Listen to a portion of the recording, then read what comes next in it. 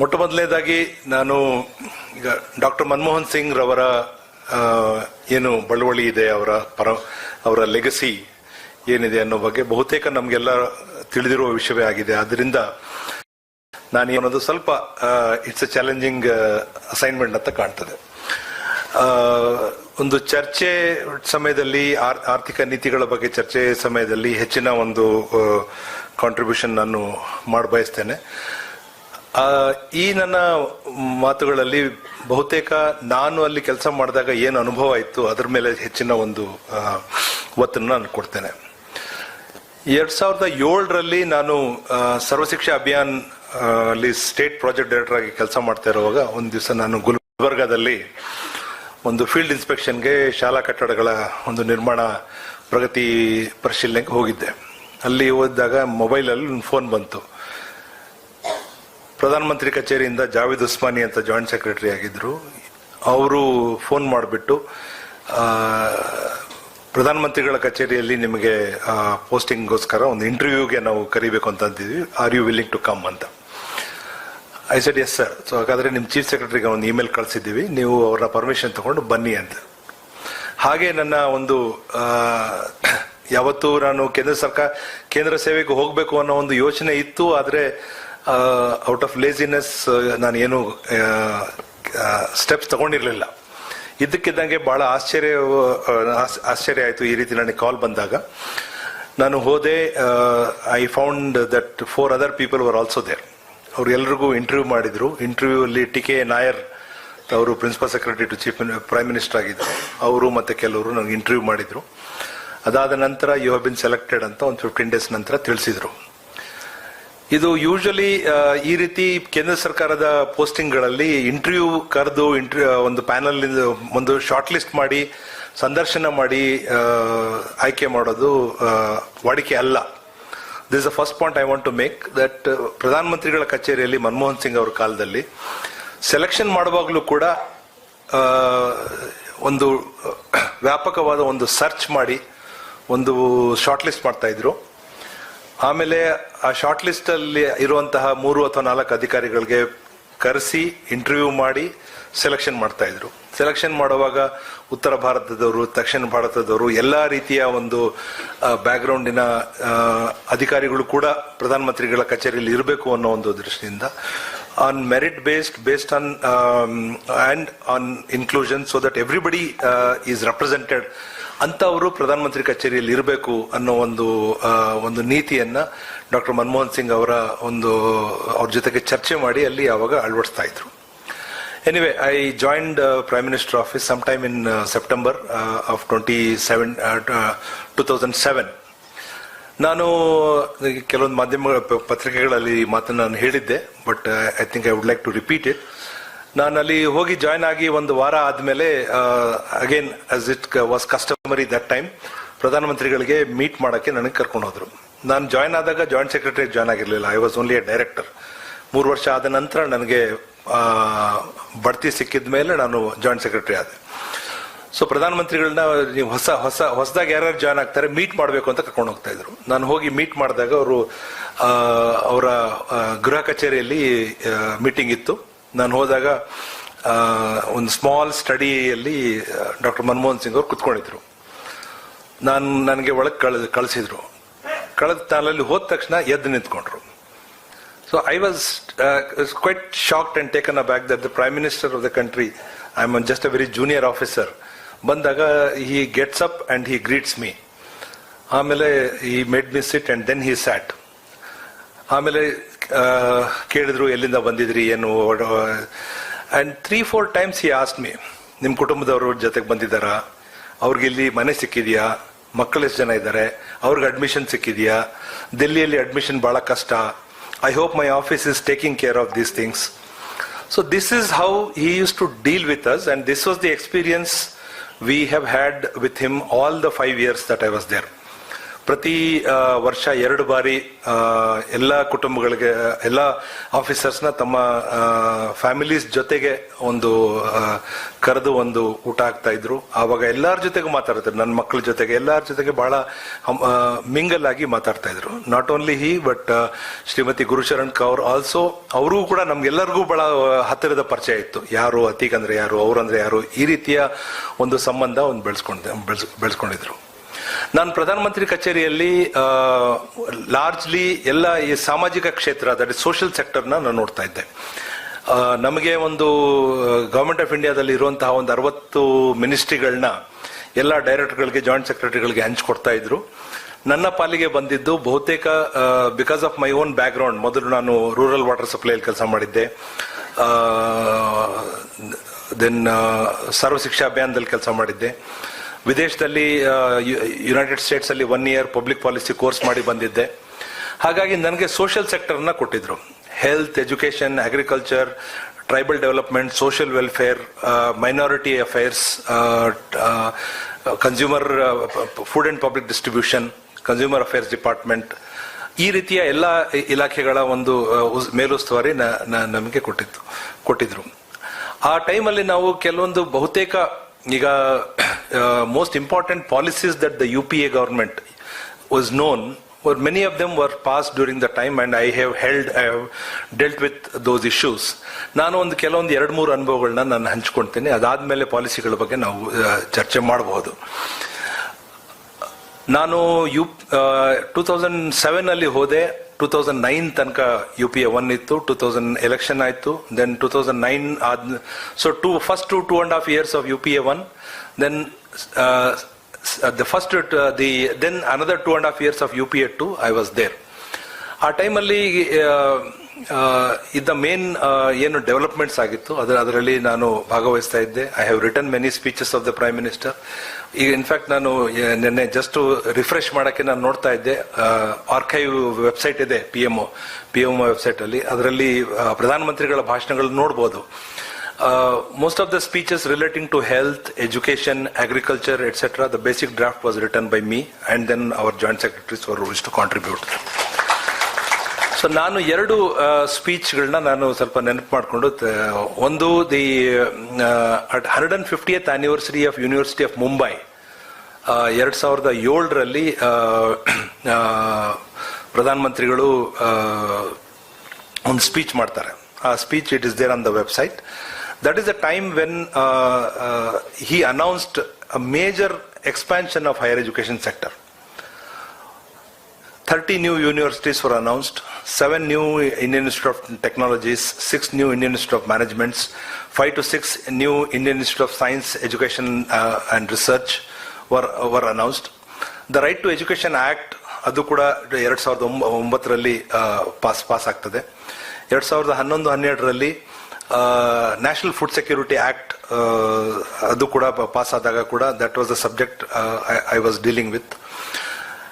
The prime minister who is known for his liberalization policies, that's what in fact the Suchitra I think ಅವರು ಇದ್ರ ಬಗ್ಗೆ ಹೇಳಿದ್ರು. ಯಾರು ಒಂದು ನ್ಯೂ ಲಿಬರಲ್ ಅಥವಾ ನ್ಯೂ ಕ್ಲಾಸಿಕಲ್ ಎಕನಾಮಿಕ್ ಪಾಲಿಸೀಸ್ ನ ಜಾರಿಗೆ ತಂದ್ರು, ಅವರು ಆಸ್ ಪ್ರೈಮ್ ಮಿನಿಸ್ಟರ್ ಒಂದು ವೆರಿ ಲಾರ್ಜ್ ವೆಲ್ಫೇರ್ ಅಜೆಂಡಾನ ಯಾವ ರೀತಿ ರೋಲ್ ಔಟ್ ಮಾಡಿದ್ರು ಅನ್ನೋದನ್ನ ನಾವು ನೋಡಬಹುದು. We may criticise the LPG liberalization, privatization, globalization policies, but at the same time the prime minister also believed, in fact he used to be very fond of quoting Victor Hugo when he said that no power on earth can stop an idea whose time has come.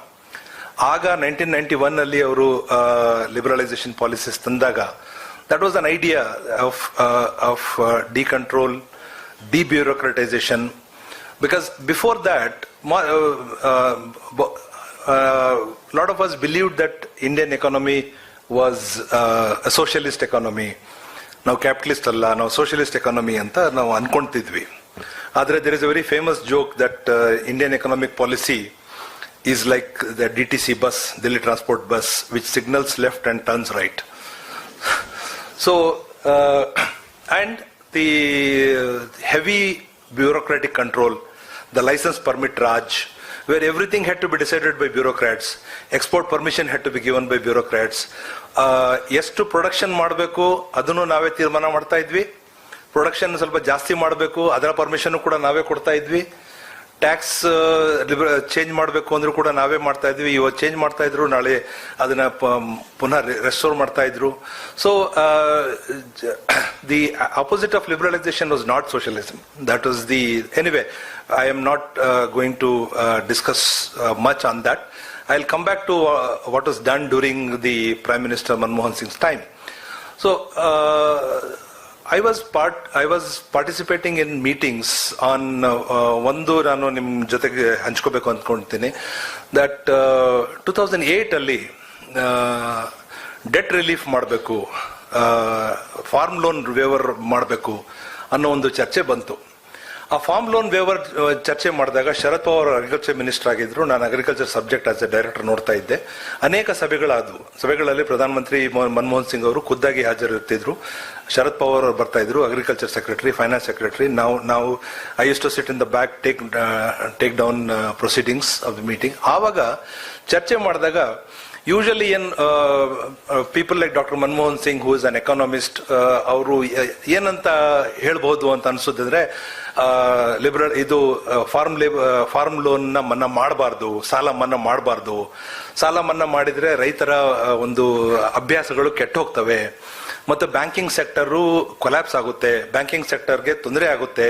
ಆದ್ರಿಂದ ಯಾವತ್ತೂ ಕೂಡ ಸಾಲ ಮನ್ನಾ ಮಾಡಬಾರ್ದು ಅನ್ನೋ ವಾದ ನಾವೆಲ್ಲ ಅಧಿಕಾರಿಗಳು ಮಾಡ್ತೇವೆ.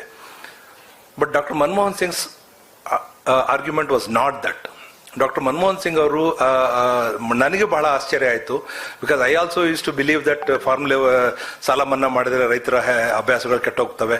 ಇವತ್ತು ಸಾಲ ಮನ್ನಾ ಮಾಡಿದ್ರೆ 5 ವರ್ಷ ಆದ್ಮೇಲೆ ಪುನಃ ಸಾಲ ಮನ್ನಾ ಬಯಸ್ತಾರೆ, ಸಾಲ ರೀಪೇಮೆಂಟೇ ಮಾಡೋದಿಲ್ಲ ಅಂತ ನಾವೆಲ್ಲ ಅಧಿಕಾರಿಗಳು ಹೇಳ್ಕೊಂತೀವಿ. ಅವರು ಹೇಳಿದ್ರು, ಈ ಅಗ್ರಿಕಲ್ಚರ್ ಮತ್ತು ಇಂಡಸ್ಟ್ರಿ, ನಾನ್ ಅಗ್ರಿಕಲ್ಚರ್ ಸೆಕ್ಟರ್ ಮಧ್ಯದಲ್ಲಿ ಏನಂತ ಈ ಬೆಲೆಗಳ ಒಂದು ರೇಷಿಯೋ ನಾವು ಮಾಡಿದ್ರೆ, that is called in economics terms of trade. Terms of trade is a ratio of the prices that a farmer pays for his input and for his living expenses.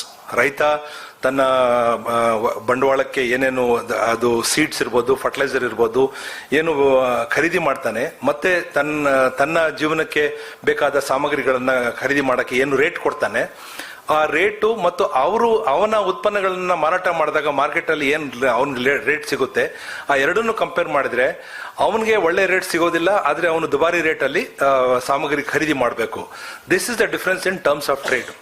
ಮತ್ತು traditionally ಈ terms of trade ನ against agriculture maintain ಮಾಡ್ತಾ ಬರ್ತಾರೆ. ಯಾಕೆ maintain ಮಾಡ್ತಾ ಬರ್ತಾರೆ ಅಂತ ಹೇಳಿದ್ರೆ, ಕೃಷಿ ವಲಯದಿಂದ ಇರುವಂತಹ ಸರ್ಪ್ಲಸ್ ಲೇಬರ್ ನಾನ್ ಅಗ್ರಿಕಲ್ಚರಲ್ ಸೆಕ್ಟರ್ ಅಲ್ಲಿ ಶಿಫ್ಟ್ ಆಗಬೇಕು, ಮ್ಯಾನುಫ್ಯಾಕ್ಚರಿಂಗ್ ಸೈಡ್ಗೆ ಹೋಗಬೇಕು, ಅರ್ಬನ್ ಏರಿಯಾಸ್ ಹೋಗಬೇಕು, ಅದರ ಮೂಲಕ ನಾವು ಮ್ಯಾನುಫ್ಯಾಕ್ಚರಿಂಗ್ ಮಾಡ್ಬೋದು ಅಂತ ಒಂದು. ಎರಡನೇದು, ಬೆಲೆಗಳ ಅವರ ಉತ್ಪನ್ನಗಳ ಬೆಲೆಗಳನ್ನ ಕಡಿಮೆ ಇಟ್ಟರೆ ವರ್ಕರ್ಸ್ಗೆ ಏನು ಸಿಗುವಂತ ಸಾಮಗ್ರಿ ಇದ್ರು, ಅಕ್ಕಿ ಇರ್ಬೋದು, ಗೋಧಿ ಇರ್ಬೋದು, ಅದರ ಬೆಲೆ ಕೂಡ ಕಡಿಮೆ ಇರುತ್ತೆ, ಅದರಿಂದಲೂ ಕೂಡ ಇಂಡಸ್ಟ್ರಿಯಲೈಸೇಷನ್ ಆಗುತ್ತೆ ಅಂತ ಒಂದು ನಂಬಿಕೆ. So he use to say that ಈ ಟರ್ಮ್ಸ್ ಆಫ್ ಟ್ರೇಡ್ ಟ್ರೆಡಿಷನಲಿ ರೈತರ ವಿರುದ್ಧವಾಗಿರ್ತದೆ. ಹಾಗಾಗಿ, and this is a matter that is studied by economist, that the terms of trades have always been kept against the farmers, that he pays more than what he gets for his own produce. ಅದು because of that farmer ಸಾಲದ ಹೊರೆಯಲ್ಲಿ ಬೀಳ್ತಾನೆ. ಆದ್ರಿಂದ once in a decade ಅಥವಾ ಒಂದೊಂದು ಸತಿ ಸಾಲ ಮನ್ನಾ ಮಾಡೋದು ಬೇಕಾಗುತ್ತೆ. It is not only a social but also an economic necessity, so that the farmer gets a little bit of cash flow ಅಂತ ಒಂದು ವಾದ ಮಾಡಿದ್ರು. He also said that the British were setting up debt relief commissions way back in 1860s 1870s. ಅವಾಗ್ಲಿಂದಲೂ debt relief ಕಮಿಷನ್ಗಳನ್ನ ಅವ್ರು setup ಮಾಡ್ತಾ ಬಂದಿದ್ದಾರೆ ಅಂತ ಹೇಳ್ಬಿಟ್ಟು. Finally, you know the result. In around 65,000 crores of loans were waived at that time. Another thing that I have observed is that he was very enthusiastic in revising minimum support prices. Every time, every year, the Commission on Agriculture Costs and Prices used to submit report for revising minimum support prices. Minimum support prices for agriculture, for farmers. If you actually look at the data, you can see that the minimum support price have taken a major jump during the UPA government. Vidarbha was one area where we used to experience a lot of farmer suicide. Aವಾಗ again around 2008-2009 ಅಲ್ಲಿ ಮನಮೋಹನ್ ಸಿಂಗ್ ಅವರು ಒಂದು 6,750 crores ಇನ್ನ ಒಂದು package only for Vidarbha announce ಮಾಡಿದ್ರು. And a lot of reform was done in the way urea and other fertilizer policy, and agriculture special effort that was given. And again, the speech on agriculture, if you see, it shows that the capital formation in agriculture during UPA really rose. And how did it happen? Because central government used investment in agriculture is not much usually. In fact, irrigation central government doesn't invest at all. So that time he started the agriculture irrigation benefit scheme. Now it has been renamed as Pradhan Mantri Krishi Sinchai Yojana. The agriculture irrigation benefit scheme was introduced by the UPA government by Dr. Manmohan Singh, and a 25,000 crore package was announced for agriculture through a program called RKVY. And RKVY stands for Rashtriya Krishi Vikas Yojana. ಇದರಲ್ಲಿ ರಾಜ್ಯ ಸರ್ಕಾರಗಳು ಎಷ್ಟು investment ಮಾಡ್ತಾರೆ ಅದಕ್ಕೆ matching incentive ಅನ್ನೋದು ಒಂದು very innovative programme was launched. National food security mission ಅನ್ನೋದು ಒಂದು ಲಾಂಚ್ ಮಾಡಿದ್ರು. ಆಮೇಲೆ ಪ್ರೊಕ್ಯೂರ್ಮೆಂಟ್ ಒಂದ್ ಕಡೆ ಪ್ರೊಕ್ಯೂರ್ಮೆಂಟ್, ಇನ್ನೊಂದ್ ಕಡೆ ಫುಡ್ ಸೆಕ್ಯೂರಿಟಿ ಮಾಡೋ ಸಲುವಾಗಿ national food security act was prepared in 2012 and it was rolled out in 2013. ಅದನ್ನು ಕೂಡ ಅದನ್ನು ಮಾಡುವಾಗ, ಇನ್ಫ್ಯಾಕ್ಟ್ ನಾವು ಡಿಸ್ಕಷನ್ ಮಾಡುವಾಗ professor Jean Dreze used to come regularly to the Prime Minister office. So one distinguishing feature of Dr. Manmohan Singh's term was that he used to surround himself with a lot of expertise. Whether it is Professor C.N. Rao, Professor Rangarajan, and the Planning Commission had a lot of people like Arjun Sen Gupta was there. He is a labor economist. Abhijit Sen is an agricultural economist. Saida Hamid was there, and then Professor Narendra Jadhav. A lot of these people were there in Planning Commission, and they used to really comment, unlike the current Niti Aayog, which is largely consultant driven. The Planning Commission used to really sit on proposals and they used to comment. In fact, National Rural Health Mission ಅಂತ start ಮಾಡಿದ್ದು ಪ್ರಧಾನ ಮಂತ್ರಿ ಮನಮೋಹನ್ ಸಿಂಗ್ ಅವ್ರ ಕಾಲದಲ್ಲಿ. This is again a major foray in the health sector. So if you look at education, you look at health, you look at education, ಒಂದು primary education ಅಲ್ಲಿ right to education ಮಾಡಿದ್ರು. Higher education ಅಲ್ಲಿ first major expansion in higher education since independence was done during UPA government time during by Manmohan Singh. 30 new central universities were announced and most of them have been operationalized. Nammalli Gulbarga Kalburgi Central University was set up that time only. And from 1950s till 2005-2006, whatever was the number of IITs ಅಷ್ಟೇ. Only Imphal ಅಲ್ಲಿ ಒಂದು IIM setup ಆಗಿತ್ತು. But during that time, 7 new IITs were set up, Indian Institute of Science Educational Research. So there was a very strong belief in the need to invest in education, and that too in public education. Every time Dr. Manmohan Singh went to a university, he announced a package of a minimum of 100 crores. Major universities of the country, like he went to University of Madras, he went to University of Mumbai, he went to University of Kolkata. Everywhere he announced a package of 100 crores, which was actually given for strengthening of higher education. So this is then you are all aware of the Right to Information Act, Right to Education Act. I already mentioned Employment Guarantee Act. So Rural Development Department major shift was done in rural development department by bringing in the NREGA. In fact, 5 years I have implemented NREGA, and I have found that is one scheme which I cannot imagine rural areas without a scheme like NREGA. It is not correct for us to be continuously dependent on NREGA. ನಾನು 5 ವರ್ಷ ಹೋಗಿ ನೋಡ್ತಾ ಇರುವಾಗ ಹಳ್ಳಿಯಲ್ಲಿ ಜನ ಹೇಳ್ತಾ ಇದ್ರು, ಸ್ವಾಮಿ ನಾನು ಕಳೆದ 10 ವರ್ಷ ನರೇಗಾದಲ್ಲೇ ಕೆಲಸ ಮಾಡ್ತಾ ಇದ್ದೀನಿ, ಇದರಿಂದ ನಮಗೆ ಬಹಳ ಅನುಕೂಲ ಆಗಿದೆ ಅಂತ ಹೇಳ್ತಿದ್ರು. ನಮ್ಮ ಸೋಷಿಯಲ್ ಮೀಡಿಯಾದವರು ಅದರ ವಿಡಿಯೋ ಕೂಡ ಮಾಡಿ ಹಾಕ್ತಾ ಇದ್ರು. ಬಟ್ ನನಗೆ ಎಲ್ಲೋ ಸಂಕಟ. ಐ ಆಲ್ವೇಸ್ ಫೀಲ್ ದಟ್ 10 ವರ್ಷ ಕೂಲಿ ಕೆಲಸನೇ ಮಾಡ್ಕೋಬೇಕಾ? Where is the transformation? Where is the change? Where is the next step in their life? ಈಗ ಇನ್ಫ್ಯಾಕ್ಟ್ ಇನ್ ಕಲಬುರ್ಗಿ ಹೊನ್ನ ಕಿರಣಗಿ ಅಂತ ಒಂದು ಊರು ಗ್ರಾಮ ಪಂಚಾಯತ್ ಇದೆ, ಅಲ್ಲಿ ಒಬ್ಬ ಮೇಟು ಇವತ್ತು ಕೂಡ ನನಗೆ ಇದ್ದಕ್ಕಿದ್ದಂಗೆ ವಿಡಿಯೋ ಕಾಲ್ ಮಾಡಿಬಿಡ್ತಾನೆ. ವಿಡಿಯೋ ಕಾಲ್ ಮಾಡಿಬಿಟ್ಟು ನಾನು ಮಾತಾಡ್ತೀನಿ, ಸದಾಶಿವ ಅಂತ. he makes me sometimes speak to workers, and one of them is a 85-year-old Muslim lady, and she works at Narega work site. It's not a proud thing for us. So, but we are, if it was not there, I find that in Raichur district every day 1 lakh people turn up for work. You shut down Narega. ಏನ್ ಮಾಡ್ತೀರಿ? 1 ಲಕ್ಷ ಜನಗಳಿಗೆ ಕೆಲಸ ಬೇಕು. ಪ್ರತಿಯೊಂದಕ್ಕೂ ಕಾನೂನು ಮಾಡೋ ಅಗತ್ಯ ಇಲ್ಲ, ಸ್ಕೀಮ್ ಮಾಡಿದ್ರೆ ಸಾಕಾಗ್ತದೆ. NREGA can just B A scheme. National food security act ತರೋ ಕಾಯೋದು ಬೇಡ, ಅದನ್ನೊಂದು ಸ್ಕೀಮ್ ಆಗಿ ಆಲ್ರೆಡಿ PDS ಅಂತ ಸ್ಕೀಮ್ ಇತ್ತು, ಅದನ್ನ ರಿವ್ಯಾಂಪ್ ಟು PDF ಅಂತ ಇನ್ನೊಂದು ಸ್ಕೀಮ್ ಬರುತ್ತೆ, ರಿವೈಸ್ಡ್ ಅಪ್ಗ್ರೇಡೆಡ್ PDF ಅಂತ PDS ಅಂತ ಮಾಡ್ಬೋದಾಗಿತ್ತು ಅಂತ. But now benefit of hindsight, I find that if these legislations were not there, perhaps some of these schemes would not have sustained, would not have survived.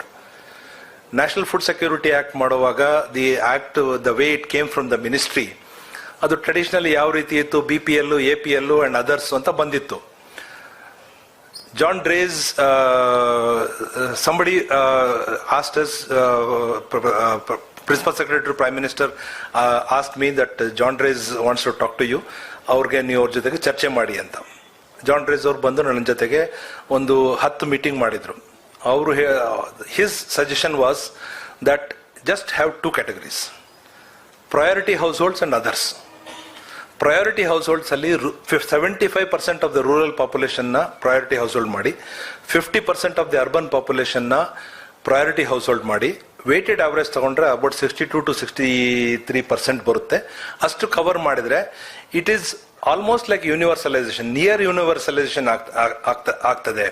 ಅದರಿಂದ the basic security, food security, so that people don't go hungry,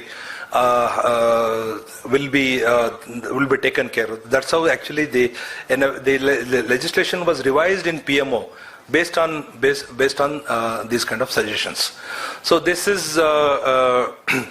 there are a lot of things that we can say. The Pradhan Mantrigalu, he was a very consultative leader.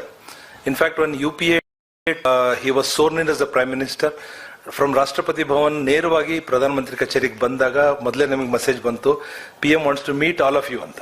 So all of us, directors, deputy secretaries, joint secretaries, ಕೂತ್ಕೊಂಡು we were waiting for him. He came and I remember that meeting vividly. ಅವ್ರು ಬಂದು first of all he thanked us, saying that you have worked hard to implement the policies of UPA1. I thank you, and we have won a mandate. We have come back. Now for UPA2, please give us your suggestions. So whether he will consider those suggestions or not, that the magnanimity of a leader was that he used to seek advice. He used to take suggestions. In fact, I remember the last day, ನಾನು 2012 October 26ರಂದು ನಾನು ಪ್ರಧಾನ ಮಂತ್ರಿ ಕಚೇರಿಯಿಂದ ಬಿಡುಗಡೆ ಆದಾಗ, I was posted to World Bank, and again I was told that Prime Minister Manmohan Singh said that let us send Atiq to World Bank this time. So I was posted to World Bank as India's representative on the board as a senior advisor. Avaga again there was a customary meeting, so I went to RCR.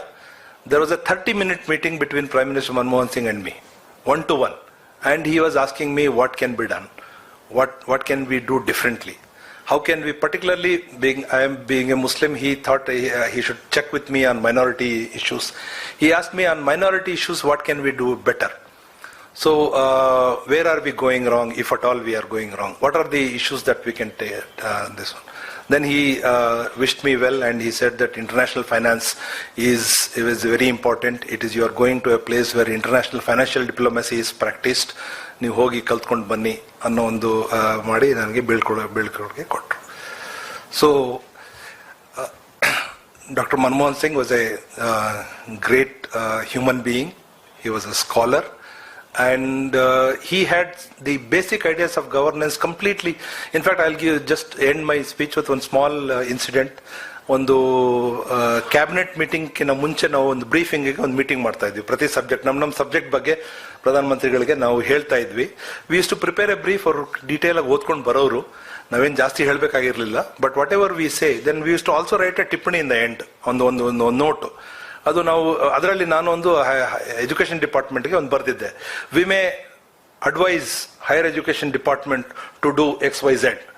So he caught that. That was my actually one of the first meeting as joint secretary with him for a briefing. He caught that. He said, Atik, why this obiter dicta anta kelidru. Nanage obiter dicta andre ಏನು ಅಂತ ಗೊತ್ತಿರಲಿಲ್ಲ ಅವಾಗ.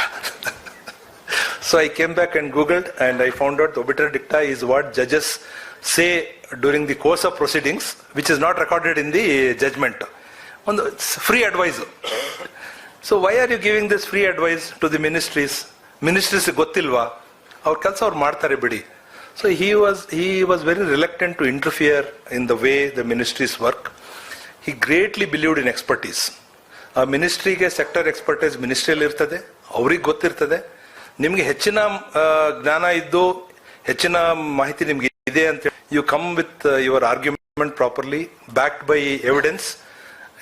Suddenly he used to catch us saying that, have you read that paper by Kaveri Gill on ICDS? I said, none of us would have read it. So it was a challenging, it would be a challenge to go before him, that you have to read and go. You cannot be very flippant. You can't make a loose comment. ಸುಮ್ಮನೆ ಮನ್ಸಿಗೆ ಬಂದಂಗೆ ಹೇಳಕ್ಕಾಗ್ತಾ ಇರಲಿಲ್ಲ. In fact one more incident is that ಒಂದ್ಸತಿ ನಾವೆಲ್ಲ ಸೇರ್ಕೊಂಡು budget ಮಾಡೋಕ್ಕಿಂತ ಮುಂಚೆ ಯೂನಿಯನ್ ಬಜೆಟ್ಗೆ ಸಲಹೆಗಳು, what are our recommendations from PMO to for the budget ಅನ್ನೋದು ಒಂದು ಎಲ್ಲ ಡೈರೆಕ್ಟರ್ಸು ಜಾಯಿಂಟ್ ಸೆಕ್ರೆಟರಿಗಳಿಗೆಲ್ಲ ಸಲಹೆ ಕೇಳಿದ್ವು. ನಾವೆಲ್ಲ ಏನೇನೋ ಬರೆದ್ವಿ, ಅದೆಲ್ಲ ಕಂಪೈಲ್ ಮಾಡಿ ಪ್ರಿನ್ಸಿಪಲ್ ಸೆಕ್ರೆಟರಿ ಕೊಟ್ವಿ. ಪ್ರಿನ್ಸಿಪಲ್ ಸೆಕ್ರೆಟರಿ ಅವರು ಕೂಡ ಸಬ್ಮಿಟ್ ಮಾಡಿಬಿಟ್ರು ಪ್ರಧಾನಮಂತ್ರಿಗೆ. Sir, we may send this note to finance minister for consideration while preparing the budget ಅಂತ. ಸೊ ಅದನ್ನ ನೋಡ್ಬಿಟ್ಟು ಪ್ರಿನ್ಸಿಪಲ್ ಸೆಕ್ರೆಟರಿ ಕರೆದ್ರಂತೆ ಅವರು, because principal secretary later told us, karadbittu, Mr. Nair, why do you think the prime minister, the finance minister needs your advice? No sir, we are just making the suggestions. No, but finance minister's job it is to prepare the budget. Why do you think you know better? So no need to send it. So he did not sign it. We did not send it. So there are a lot of things that can be said. I think I must have covered quite a few. ಜಾಗೃತ ಕರ್ನಾಟಕದವರಿಗೆ ನನಗೆ ಈ ಒಂದು ನನ್ನ ಎಕ್ಸ್ಪೀರಿಯನ್ಸಸ್ನ ಅನುಭವಗಳನ್ನ ಹಂಚ್ಕೊಳ್ಳೋದಕ್ಕೆ ಅವಕಾಶ ಮಾಡಿಕೊಡೋದಕ್ಕೆ ಧನ್ಯವಾದಗಳನ್ನ ಹೇಳ್ತಾ ನಾನು ಮಾತುಗಳನ್ನು ಮುಗಿಸ್ತೇನೆ.